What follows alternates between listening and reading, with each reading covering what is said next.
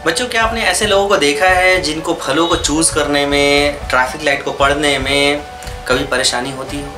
Exactly ऐसे लोग भी एग्जिस्ट करते हैं हमारे आसपास में, जिनको इस तरह की परेशानियों का सामना करना पड़ता है। लेकिन क्या इसका कारण है और ऐसा क्यों होता है? साथ ही साथ मैं आपको ये भी बताने वाला हूँ कि आखिर ये एक जनरेशन से दूसरे जनरेशन कैसे जाता है और उसका क्या रिलेशन है।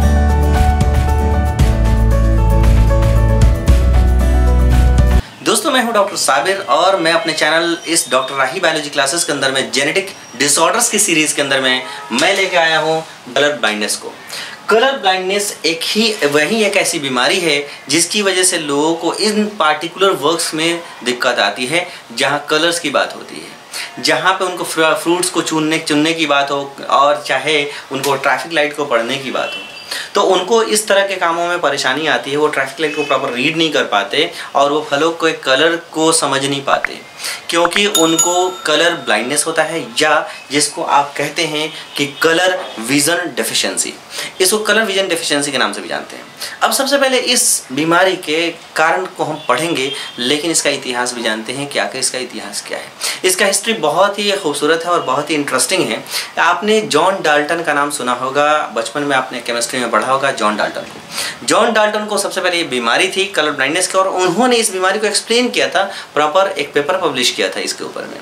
और तभी जाके सबसे पहले इस बीमारी के बारे में पता चला जब डाल्टन ने इस बारे में बताया।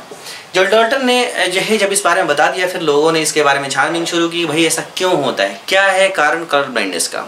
तो कलर ब्लाइंडनेस का कारण पता ये चला कि कलर ब्लाइंडनेस एक एक्स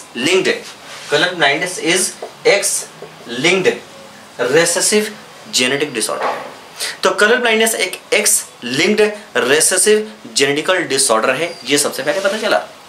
अब ये एक्स लिंक्ड जेनेटिक डिसऑर्डर अगर है तो आखिर इसका कारण क्या है।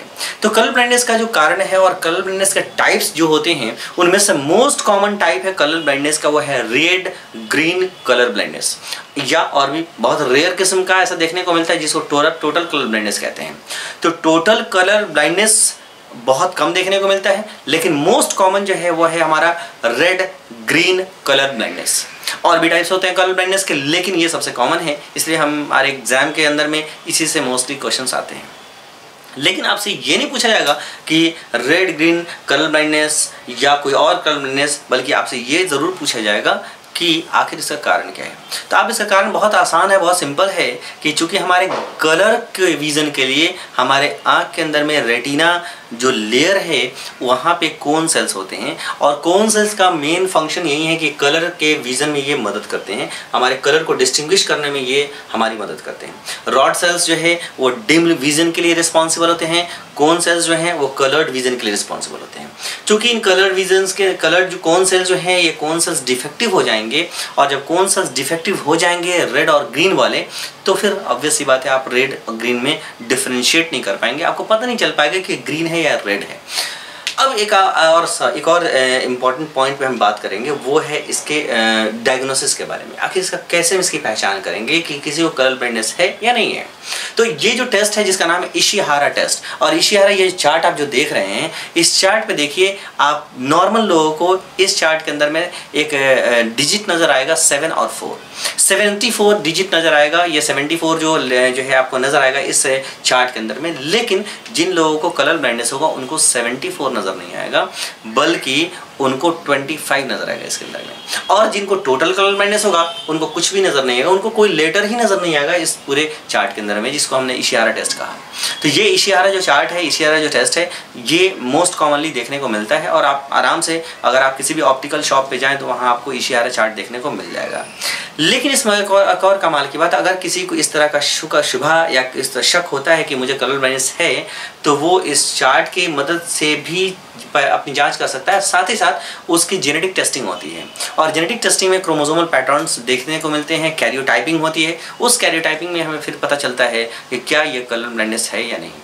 अब आते हैं कि कलर ब्लाइंडनेस के बारे में। जैसे कि हमने कहा कि एक्स लिंक्ड रेसेसिव डिसऑर्डर है, तो अब हमें ये भी जानना होगा कि आखिर ये एक्स लिंक जो रिसेसिव डिसऑर्डर है मेल्स में कितना ज़्यादा होगा, फीमेल्स में कितना होगा। तो मेल्स में इसका प्रेवलेंस 8% है, बहुत ज़्यादा है, 8% मेल्स के अंदर में देखने को मिलता है इन कंपेयर टू फीमेल। अगर फीमेल्स की बात करें तो सिर्फ 0.4 फीमेल्स के अंदर में कलर ब्लाइंडनेस देखने को मिलेगा। लेकिन आप हैरान भी होंगे और चौंक भी जाएंगे कि आखिर क्या वजह है, मेल्स में इतना ज़्यादा क्यों, फीमेल्स में इतना कम क्यों, भाई इतनी ज़्यादती क्यों है।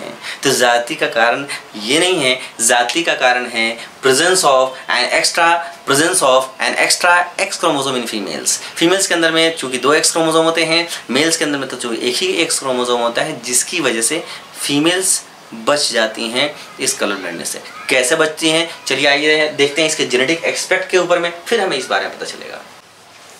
मेल्स की बात अगर हम करें तो मेल्स का जीनोटाइप कुछ इस तरह का होगा। ये एक्स क्रोमोसोम है, ये वाई क्रोमोसोम है। अगर कोई मेल अफेक्टेड है, कलर ब्लाइंड है, तो उसका जो जीनोटाइप कुछ इस तरह से हम लिखेंगे, वो स्मॉल सी होगा। स्मॉल सी का मतलब है वो कलर ब्लाइंड है, अगर कैपिटल सी का मतलब है वो नॉर्मल है। अगर वो फीमेल अफेक्टेड होगा तो हमारा स्मॉल सी होगा, अगर मेल जो है वो मेल अगर अफेक्टेड है हमारा तो स्मॉल सी होगा। एक ही एक्स क्रोमोसोम के ऊपर में जीन्स होते हैं जो है कलर ब्लाइंडनेस के लिए। एक्स क्रोमोसोम वाई क्रोमोसोम में तो कोई जीन है नहीं ऐसा। अगर कोई मेल नॉर्मल होगा तो उसके एक्स क्रोमोसोम पे कैपिटल सी जीन होगा, तो कैपिटल सी जीन के प्रेजेंस की वजह से नॉर्मल होगा, स्मॉल सी की वजह से अफेक्टेड होगा। मतलब मेल्स के अफेक्टेड होने के चांसेस 50% हैं।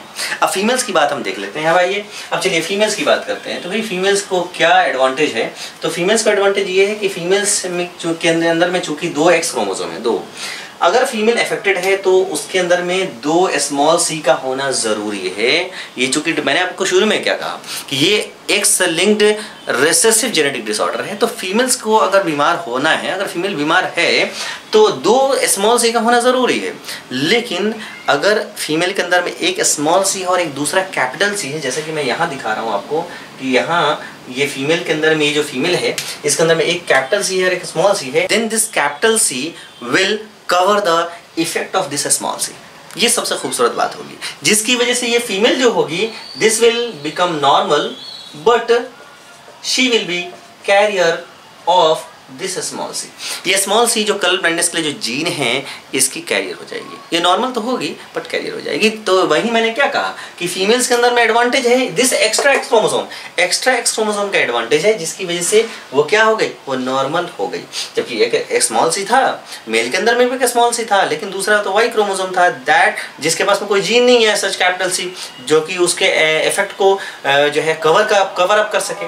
फीमेल्स के लिए बड़ा आसान सा मामला है, नॉर्मल में तो कुछ है ही नहीं, दोनों एक्स क्रोमोसोम के ऊपर में 2 कैपिटल सी होंगे और ये फीमेल आराम से नॉर्मल। अब सोचिए कि आउट ऑफ 3 पॉसिबल जीनोटाइप्स सिर्फ एक ही पॉसिबल जो जीनोटाइप है वो अफेक्टेड है, बाकी सारे नॉर्मल हैं।